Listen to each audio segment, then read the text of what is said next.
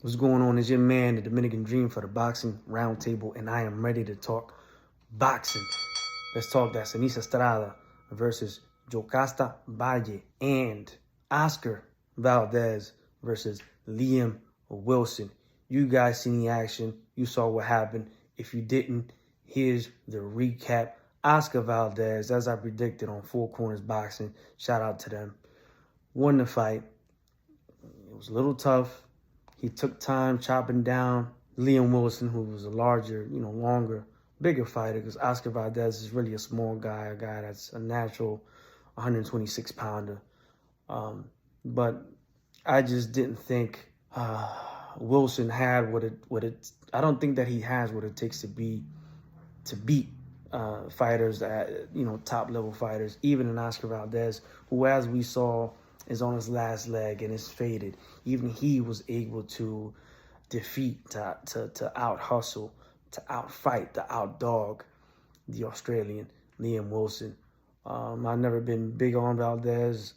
I predicted that Navarrete would beat him, and sure enough, he beat his ass.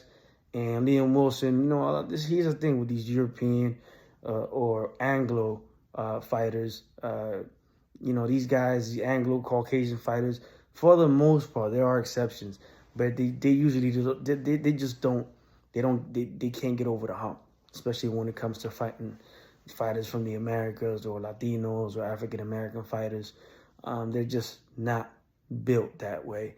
He did good against Navarrete. He dropped Navarrete, but I think that had more to do with a bad performance and maybe a bad training camp and a lethargic Navarrete, rather than how good Liam is. I think he's at most a solid opponent, and that's what he's going to be for the rest of his career. I don't think that he beats anybody. That's 3 losses.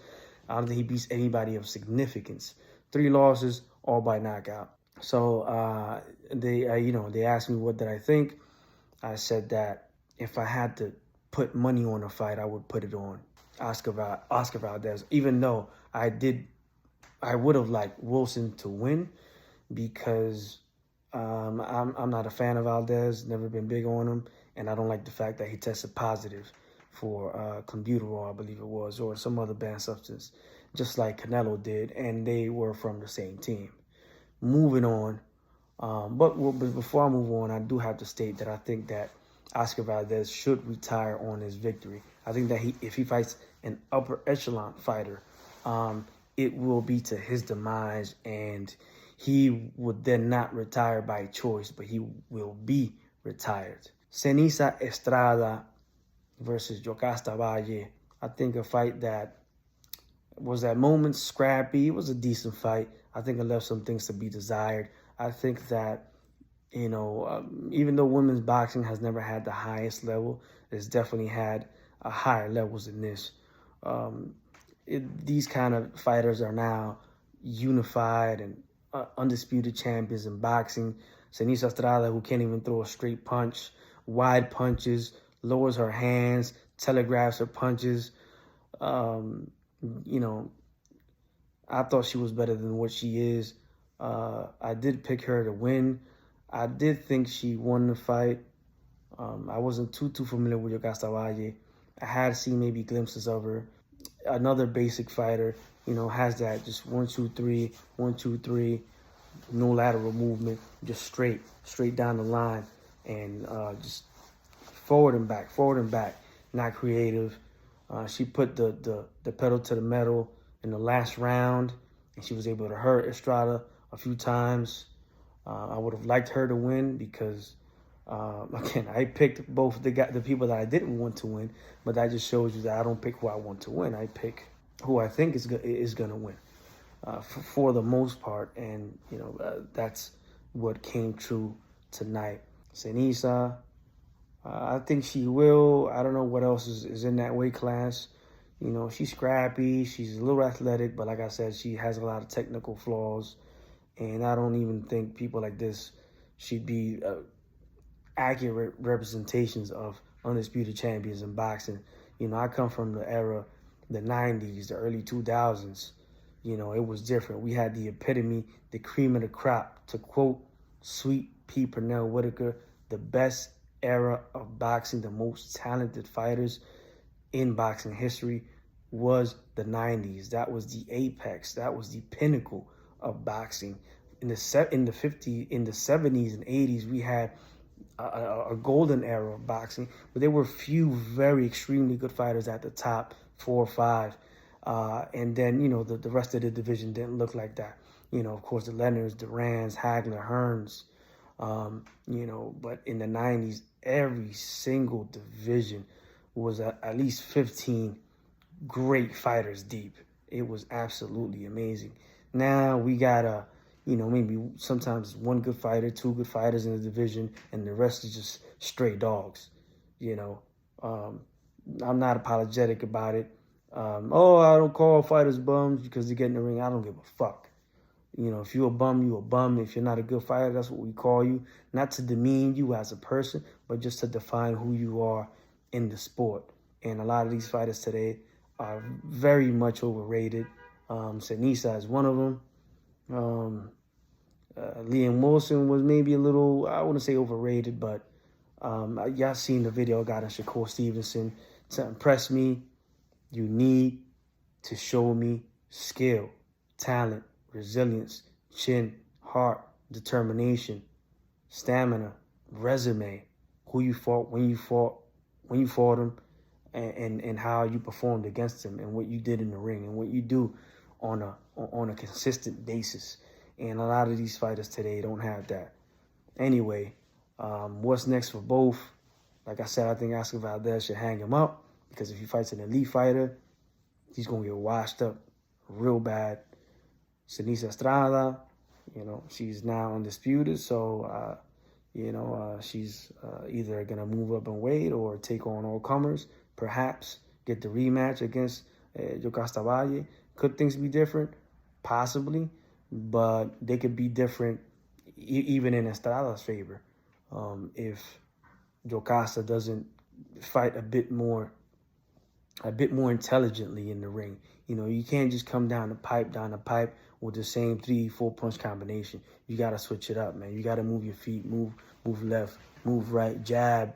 She was using the jab pretty good at times, but mix your punches up. Jab, feint, move your head, go to the body, left side of the body, right side of the body, then go back up top. Mix your punches up, confuse your opponent.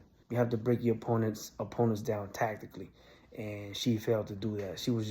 It was just a repetition of the same. Anyway, let me give my prediction real quick for Saturday night. Tszyu versus, and first I'm going to go with the Raleigh Ramirez versus Isaac El Pitbull Cruz. Ooh, real interesting fight. A fight that hardcores and casuals should tune into, not because of the great skill level of Raleigh Ramirez, but he's just a character, and we all like watching him, especially leading up to fights. And you guys know what Pitbull comes to do in the ring. I think his last few performances haven't been magnificent, but he has pulled it off.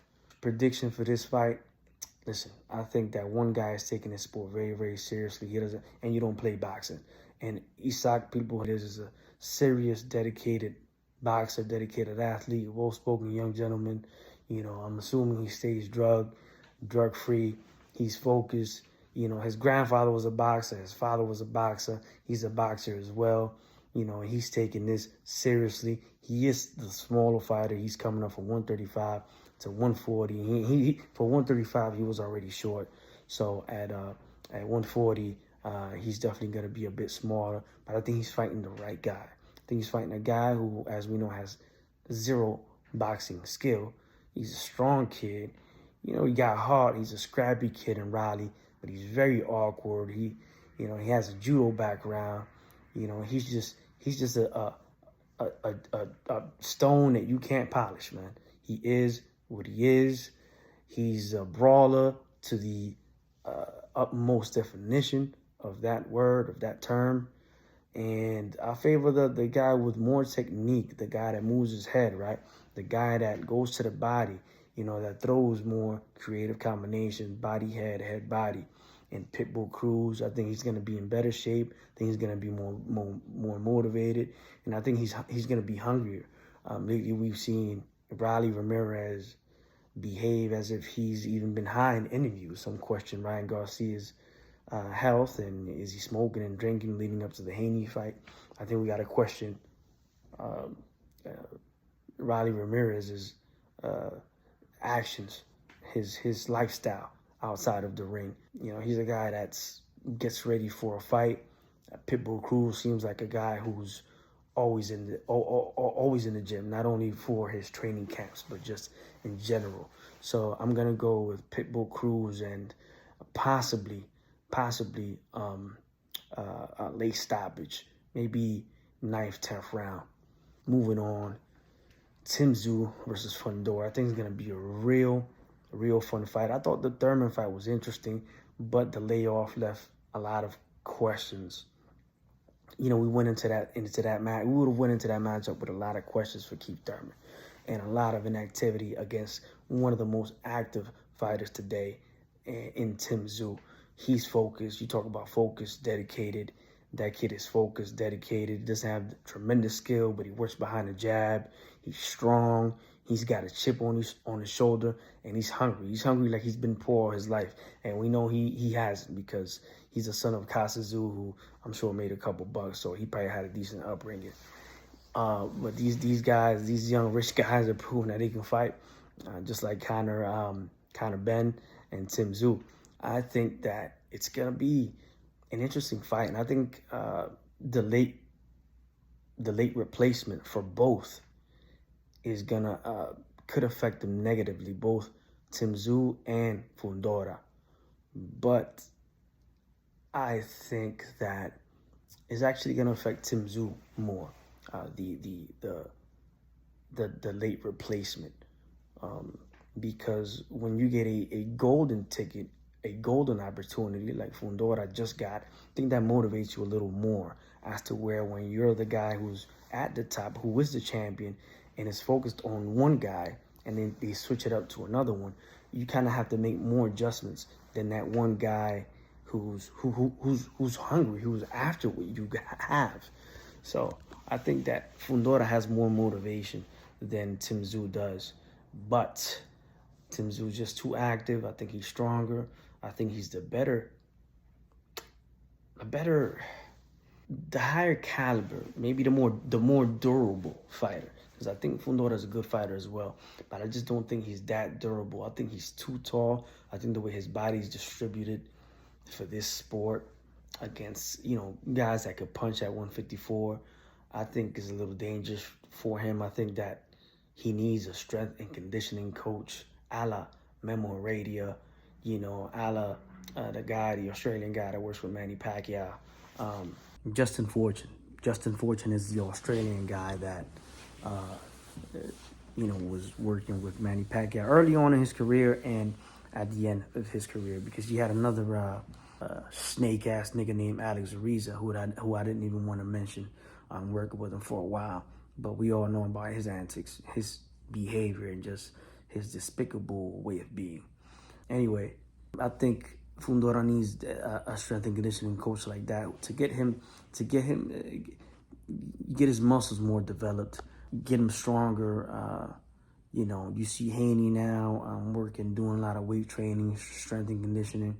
That helps. You know, I'm all for old school training. I believe in that more than anything. But I think there are things that you can implement into your regimen to be a better athlete and to strengthen yourself, both in for the purpose of durability, of lasting longer stamina, and also being able to even take a punch. I think your body strength, your core strength, and your muscle development probably helps you in that area as well.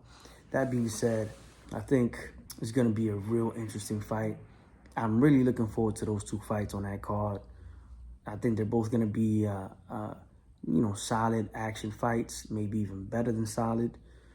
But I think that ultimately Tszyu should have some, I think he'll have some problems along the way. with Fundora, and I think that he should not come to and focus on the knockout too much because it might be to his detriment. I'm gonna pick Tszyu in a tough fought 12-round decision against Sebastian Fundora. Anyway, y'all let me know what y'all think. Shout out to Four Corners, Boxing Maniac, and you know, we're gonna come at you more often and a bit more consecutively than we have been. Anyway, this has been another video from the Boxing Roundtable.